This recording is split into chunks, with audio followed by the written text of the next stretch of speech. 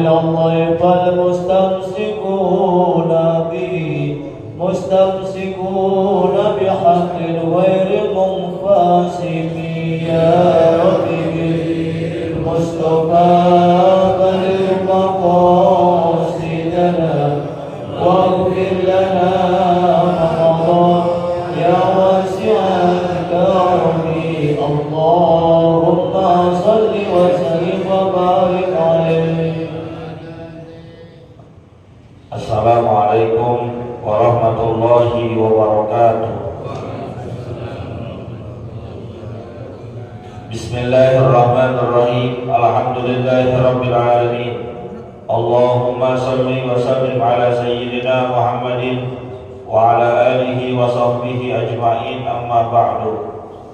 Fa inna asdaqal hadisi kitabullah wa khairal hadi hadi sayyidina Muhammadin sallallahu alaihi wasallam wa syarrul umuri muhdatsatuha wa kullu muhdatsatin bid'ah wa kullu bid'atin dhalalah wa kullu dhalalatin finnar. Subhanaka la ilma lana illa ma 'allamtana innaka antal alimul hakim. Rabbi shrah li sadri wa yassir li amri wahlul 'uqdatam min lisani yafqahu qawli. Amin.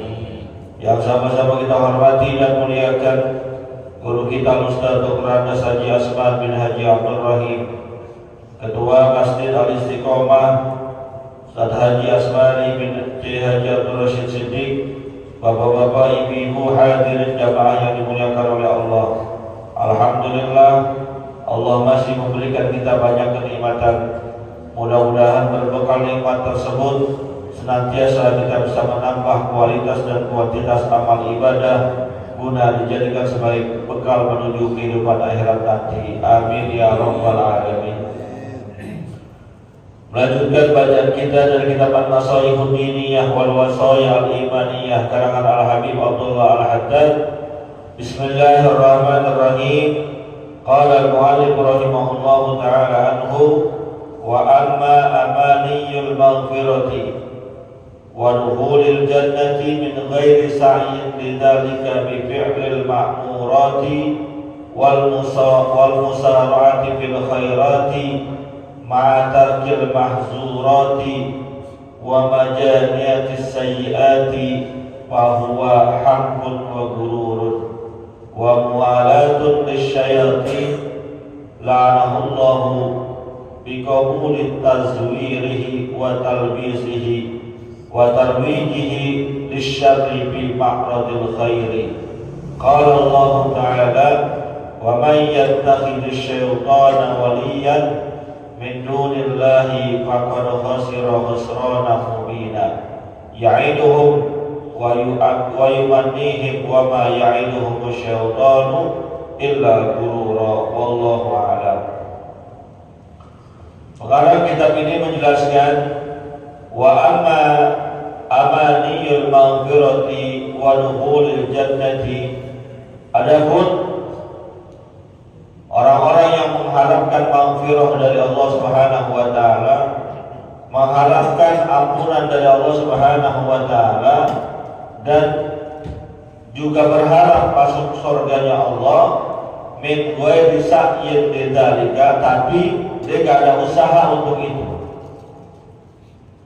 Bifi'il ma'murati, dengan cara mengerjakan yang diperintahkan, wal musara'ati fil khairati, bersegera dalam berbuat baik, ma'atarkil mahzurati wa mujaniyatis sayyiat wa mujanibatis sayyiat, dan juga meninggalkan hal-hal yang dilarang, fahuwa haqqun wa gururun, maka hal tersebut adalah hal yang bodoh dan dia tertipu daya. Hadirin, kita semua pasti pengen masuk surga. Kalau ditanya, nggak ada yang nggak pengen masuk surga. Ahli maksiat pun pasti pengen masuk surga selama otaknya masih lempeng, masih lurus. Karena sadar surga adalah tempat kenikmatan dan juga neraka adalah tempatnya azab. Nggak ada orang yang pengen diazab, nggak ada yang pengen disiksa. Namun apabila ada manusia pengen masuk surga, pengen mendapatkan ampunan dari Allah, tapi perintah Allah gak dikerjain. Disuruh puasa ogah, disuruh sholat males, punya duit gak mau sedekah, ada uang gak mau umrah, gak mau haji. Di saat yang bersamaan ama maksiat doyan, ama yang dosa-dosa temen, pengajian ditinggalkan, dan nutan paling dulu. Karena ada orang-orang gitu ya. Ya Rabbi bil Mustafa balligh maqasidana waghfir lana ma madha ya wasi'al karami. Itu kan panggilan haji tuh.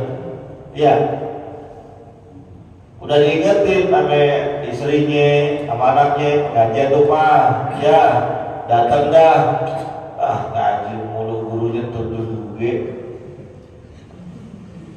padahal masjid dekat banget di rumahnya, azan kedengaran, kagak berangkat dulu. Giliran dangdutan, dendarnya aja gak kedengeran sampai rumahnya. Orang di Bangka 97, sekitar jam 9, setengah 8 udah diri paling depan. Pagi-pagi udah nyiapin recehan. Gua kira mau masukin kotak amal kali. Mau nyawer. Ada begitu? Di sini. Baletan. Suruh sholat enggak? Maksiat doyan. Tempat kebaikan alergi. Tempat kemaksiatan paling dulu.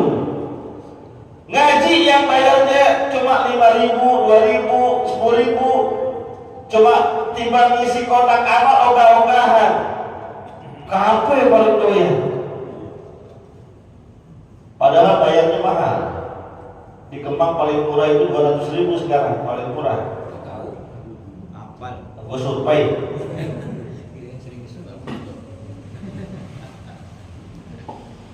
Maka kalau ada orang yang ngomong doang pengen masuk surga, nggak mau mengerjakan kewajiban Allah, kata pengarang kitab ini, bahwa hakun wa gururun.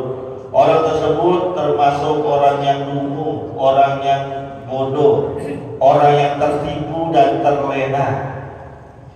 Ngomong doang, omdo kalau bahasa zaman sekarang mah. Padahal dulu ada sahabat Nabi bernama Rabi'ah bin Ka'ab. Beliau ini sering ngucurin air buat baginda Rasul wudu. Zaman dulu nggak ada keran, belum ada keran belum. Jadi kalau mau wudu dikucurin gitu, pakai kayak teko ataupun ketel. Dia yang ngucurin, Nabi wudu. Selepas wudu, Nabi kan sering diberikan ilham oleh Allah Subhanahu wa taala, tahu nih kalau Rabi'ah bin Ka'ab ada keinginan. Lalu kata baginda Rasul, "Sal, coba kamu mohon kepadaku, nanti aku mintakan kepada Allah Subhanahu wa taala." Mau apa? Ente kan sering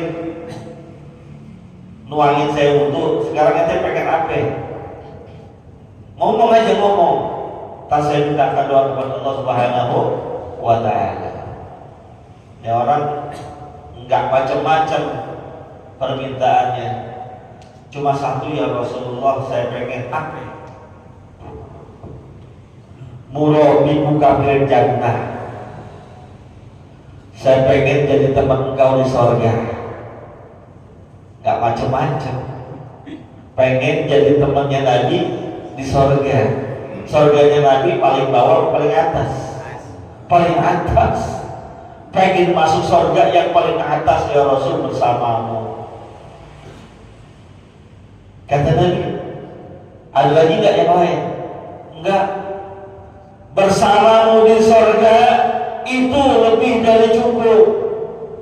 Gak apa-apa miskin di dunia, gak apa-apa gak punya duit, gak apa-apa susah, gak apa-apa sengsara, gak apa-apa disakiti oleh orang kafir, asal murabiku kafir jannah bersamamu di surga. Saking cintanya sama baginda Rasul. Apa jawaban baginda Rasul? Qala a'inni alaika bi kathratis sujud. Ya, nanti akan saya mintakan doa kepada Allah supaya kau menjadi temanku di surga. Tapi tolong aku, bantu aku dengan cara paksakan dirimu, wajibkan dirimu untuk banyak sujud, banyak sholat. Ini kan yang memohon kepada Allah adalah baginda Rasul Sallallahu Alaihi Wasallam supaya itu orang masuk surga. Doa Nabi terkabul, doa Nabi tidak tertolak. Yang doanya terkabul dan tak tertolak aja kudu dibantu dengan usaha manusia yang bersangkutan dengan cara bikathratis sujud, banyakin sujud, banyakin sholat. Sholat kagak, puasa kagak, pengen masuk surga kan susah urusannya.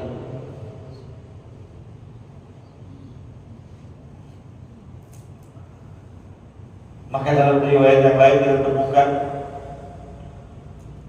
kalau pengen masuk surga, kata Nabi Sallallahu Alaihi Wasallam, minimal 4 dah. Aman dah surga buat ente. Apa itu? Pertama, afshus salam.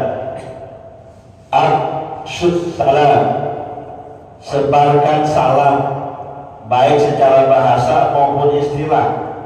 Secara bahasa berarti ucapan salam, sebarkan ucapan salam. Assalamualaikum, assalamualaikum. Ini budaya kita, identitas Muslim. Pertahankan, syiarkan. Itu secara bahasa. Atau secara istilah, salam berarti perdamaian. Sebarkan perdamaian di antara kalian. Jangan jadi biang kerok, jangan jadi biang rusuh, jangan jadi biang provokator. Ada masjid udah rapi aturannya, udah cakep pengurusnya, kompak kerjasamanya mantep pengurus dan jamaah. Satu masuk provokator. Apaan ketua masjid kayak gitu? Melempem. Ganti aja ganti. Karena ada tuh yang usil-usil begitu.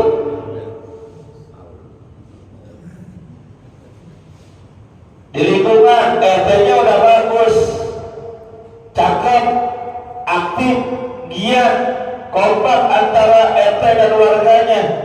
Masuk provokator. RT apaan begitu? Masa jadi RT pelit banget? Ganti sama yang lain. Diacak-acak yang udah rapi. Padahal Nabi ngajarin afshus salam, sebarkan perdamaian. Kita jadi agen-agen perdamaian, jangan jadi perusuh, jangan jadi provokator, jangan jadi orang yang tukang komporin. Yang udah ada dikomporin jadi panas, kebakar, habis kebakar dia tinggal. Awas jangan kayak gitu. Yang kedua, wa'at'imut ta'am, banyak memberikan makanan, bersedekah, berbagi. Ini bulan puasa momennya pas. Di masjid, musola, banyak orang berbuka puasa. Tetangga kanan kiri kita juga pada puasa. Ayo, bawain makanan sebisa kita, semampu kita. Yang bisa bawa teh manis, bawa teh manis. Yang bisa cuma bawa gorengan, bawa gorengan. Yang bisa lontong, bawa lontong. Yang bisa bawa nasi, bawa nasi. Yang gak bisa tiap hari, 2 hari sekali. Gak bisa 2 hari sekali, seminggu sekali. Gak bisa seminggu sekali, minimal sebulan sekali. Kalau baginda Rasul, man fattara shaiman kana lahu mislu ajri shaimi. Siapa orang yang kasih makan orang berbuka puasa, dia mendapatkan pahala. Orang yang puasa makan dari makanannya tanpa mengurangi pahala orang tersebut. Yang di rumah bawa, bukan yang di masjid bawa ke rumah. Emang ada begitu? Yang dari rumah bawa ke masjid. Kalau di masjid berlebih, baru boleh bawa pulang. Ini lebih kagak kalau udah siapin bawa pulang. Bukan di sini. Ada ya. Bojong gede sono dikit dah. Jatah panitia.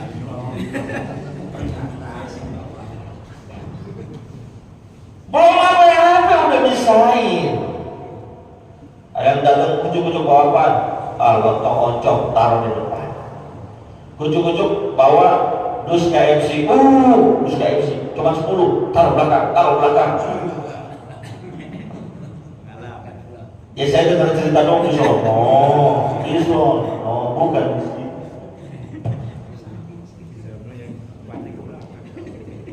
Ada sengaja ngajak dari rumah bawa kantong plastik. Masjid gak punya kantong plastik. Sengaja ngajak bawa kantong plastik buat apaan bang? Kata isinya bawa makanan yang dari masjid. Kalau memang makanannya berlebih daripada saya bawa pulang gak apa-apa. Ini yang di masjid kekurangan udah dibawa.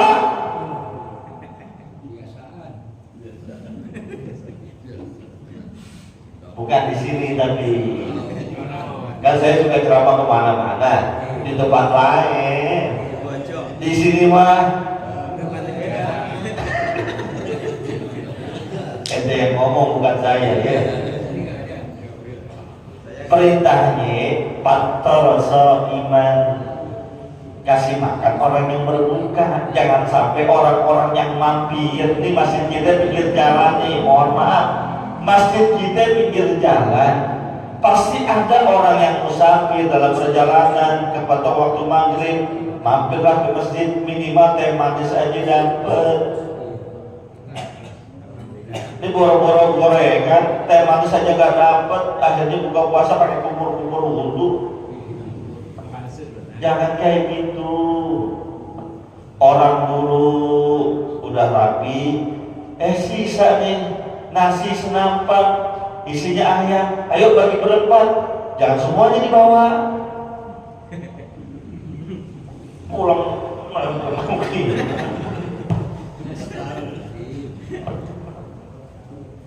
Allahu Akbar walillahi. Insya Allah di sini nggak ada, amin. Di bawah. Bukan. Saya sekali lagi mohon maaf, enggak cerita yang sini. Dua ya. Satu kasih salam, dua kasih makan. Yang ketiga wasilul arham. Sambung tali silaturahim, terutama sama yang saudara kita, jangan putus, sambung, jangan marahin. Mohon maaf ya, sebesar-besarnya masalah kita sama saudara kita, tetap itu darahnya ngalirnya sampai darah orang tua kita.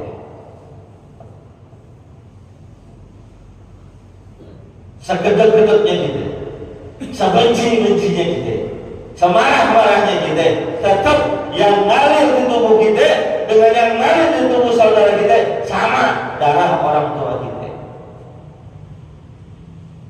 Sambung dong tali silaturahim. Ame orang lain kita bisa kayak saudara, ame orang lain kental banget. Apa saudara musuhan, nggak tegur-teguran. Ada orang lain bisa serokok sebatang berdua, segelas minum berdua, join makan sepiring berdua. Ada saudara sendiri kagak bisa. Padahal gennya sama, darah yang mengalir tubuhnya sama, ayah ibunya sama. Wasilul arham. Sambung kalau silaturahim. Ya kalau kelas-kelas dikit mah wajar. Saudara sama saudara berantem dikit wajar, tapi jangan pakai kelamaan. Bertahun-tahun marahan, itu bukan marahan. Sebulan, 2 bulannya wajar dah, walaupun kata Nabi la yahillu li muslimin ayyahjuru ahahu fawqa thalathi layalin. Haram hukumnya bagi seorang muslim marah sama saudaranya lebih dari 3 hari. Bisa. Kurang. Ayo. Kalau kelas-kelas dikit wajar. Marah dikit lumrah. Kadang memang kecilnya akur, gedenya ada berantem. Namanya udah punya pemikiran masing-masing, keluarga masing-masing, wajar. Tapi jangan kelamaan berantemnya. Burung dara, burung terkubur, anak saudara, burung. Nah begitu, cakep. Yang ketiga kata Nabi. Nah berarti dengerin, saya cuma kata doang. Yang keempat, wasallu bil laili wan nasu niyam. Salatlah di waktu malam saat orang pada tidur. Ramadan ngajarin kita untuk itu. Kalau sebelum Ramadan kita biasanya bangun 10 menit menjelang subuh. Ini kan sebelum Ramadan kita 1 jam sebelum subuh udah bangun. Manfaatin untuk sholat. Emang boleh sholat pagi Pak Ustaz? Kan habis isya udah tarawih, terus sudah witir. Emang boleh sholat lagi? Ini pertanyaan sering tersampaikan kepada saya. Boleh, yang larang sholat lagi siapa? Terus witirnya gak usah pakai witir lagi, cukup yang tadi aja. Atau kalau kita pengen nutupnya dengan witir, saat witir imam kita gak usah ikut. 20, kan yang 3 witir. Saya witir ntar malam aja dah, karena saya pengen tahajud lagi. Gak usah witir, duduk di pojokan bawa AC adem. Jangan berisik, jangan main game. Orang tua masih banyak gitu. Ntar witir ya. Malam tuh di tengah malam gak apa-apa, gak telak juga. Tapi biasanya kadang-kadang kelewatan. Sholat tahajudnya kagak, yang mulai kagak, witir. Mendingan rapi di awal. Kalau ntar malam bangun, sholat 2 rakaat, 4 rakaat, 6, 8, 20, 100 juga apa kalau kuat. Pengono. Kalau 4 itu sudah dilaksanakan, kata baginda Rasul, tadkhulul jannata bisalam, insyaallah engkau akan masuk surga dengan damai, dengan selamat. Intinya kalau pengen masuk surga jangan cuma ngomong doang, harus ada pembuktian. Al-Fatihah.